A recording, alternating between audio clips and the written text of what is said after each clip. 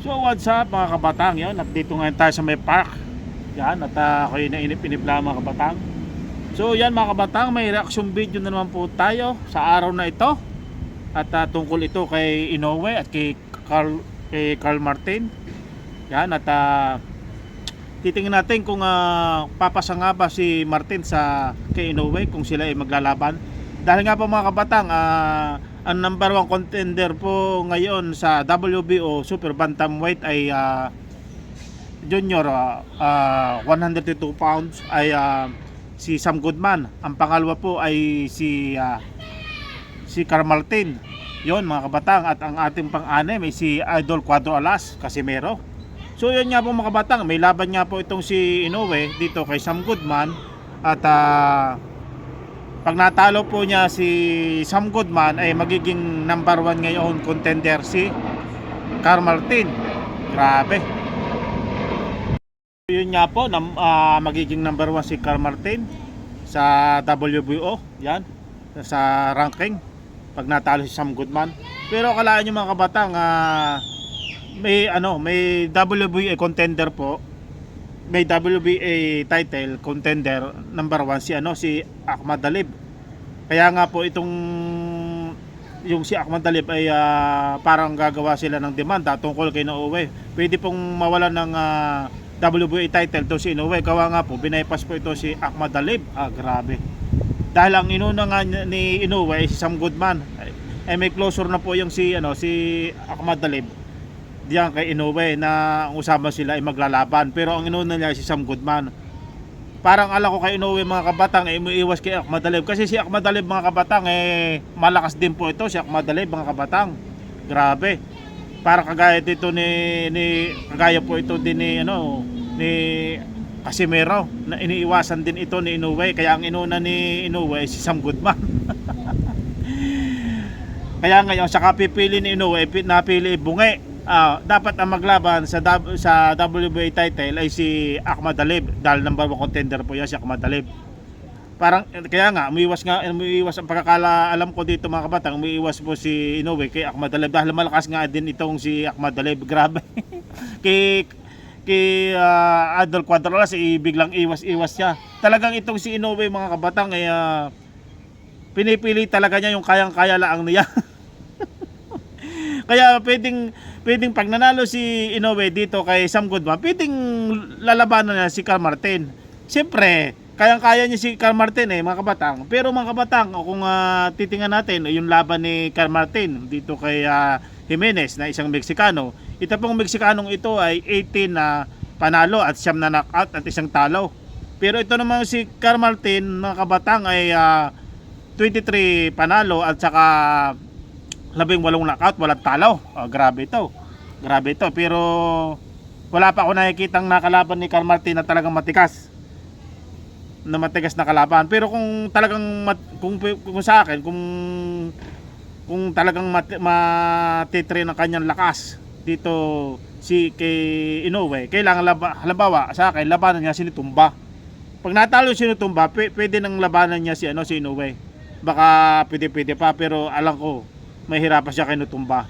Pero tingnan natin mga kabatang kung ang itong laban ni Jimenez at saka ni Carl Martin. Tingnan natin kung papasa nga ba ito si Carl Martin kay Inoue. So yun, panoorin natin.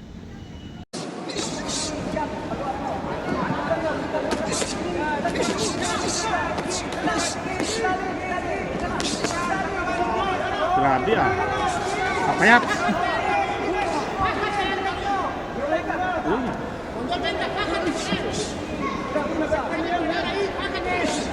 Para sinasabi na nila yung nakikita ko mga yung mga comment section na magtataho daw lang kalaban ni Carl Martin.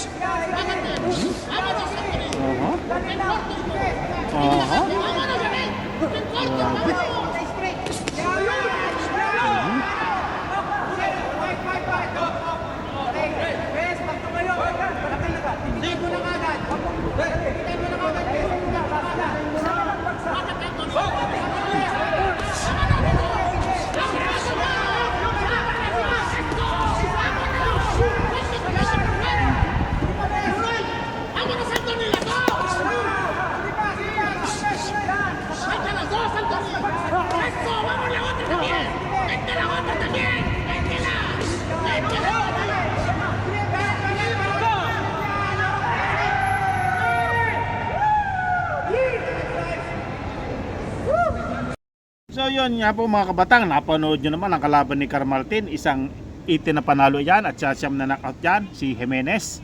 At si Martin naman ay 23 knockouts at saka 23 wins and 18 knockouts. Grabe, ang laki ng agwat. Talagang malakas din yan si Martin eh. Tadyang wala pang talo. Pero yung nakalaban nito mga kabatang dito si Jimenez, parang lasahin ko hindi ganto kaganda ang dapat makalaban ni ni Martin, hindi si Jimenez. Tingnan naman ang katawan mga kabatang. Talagang kulang sa kulang sa protina ang katawan ng kalaban.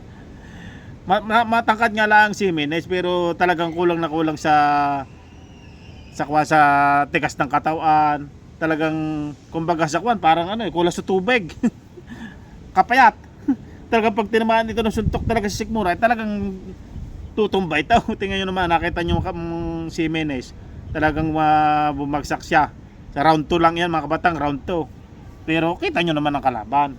Kaysa naman sa mga kalaban ni Casimero, talagang hindi basta-basta ang kalaban ni Casimero. Oh, di ba? Yan mga kabatang, comment kayo diyan kay Carl Martin kung talagang papasa nga ba yan kay Inoue. Eh ako na nagsasabi sa inyo, marami pang kakainin bigas si Martin. Sasabihin lang natin na maraming panalo, pero ang nakakalaban naman niya talaga mga kabatang ay hindi naman kumbaga sa wala sa bilang. Hindi yung talagang kilala na natatalo. Oh, kailangan talaga yung may pangalan na may makakalaban siya na maraming talo. Maraming talo talaga na kapares din niya. Hindi pwedeng agad niya kay Inoue. Pero alam ko niyan, pagka yan ay natalo nga si Sam Goodman, dahil nga pili ito si Inoue, ang napili ni Sam Goodman dahil ayaw niya kay Ahmad Alib, eh siyempre ang number 1 contender niya ngayon si Carl Martin dito sa WBO. Yung ranking number 1 na siya pag natalo si Sam Goodman, yan ang magrarank ngayon yan. O di ba? Pwedeng labanan niya ni Inoue. Eh siyempre matatalo eh. Ewan ko lang sa inyo. Kasi ang pagkakalo kay Inoue mga kabatang, hindi siya natakbo sa mga kayang-kaya niyang labanan. O, pagka kay Casimero, takbo siya ng takbo. Kay Ahmad Alib, talagang naisip ko, ayaw niya kay Ahmad Alib kasi matigas itong si Ahmad Alib eh. Diba? Pag yan mga kabatang ay hindi nakalaban si Ahmad Alib, mawawala ng WBA title si Inoue. Yan ang sinasabi ko sa inyo. Mawawala ng WBA title, kaya ang pagkakaala ko nagdemanda yung kampo ni Ahmad Alib kay Inoue, mawawala ng WBA title.